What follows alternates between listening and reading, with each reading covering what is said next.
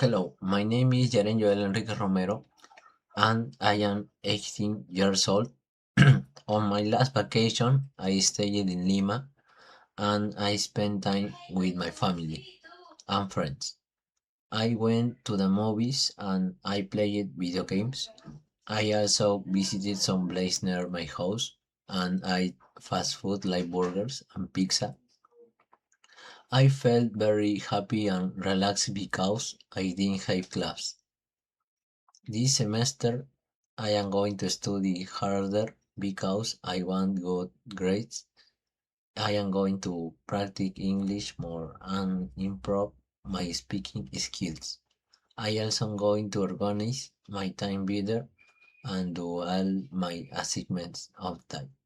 I'm excited about this new semester because I want to learn a lot and achieve my goals.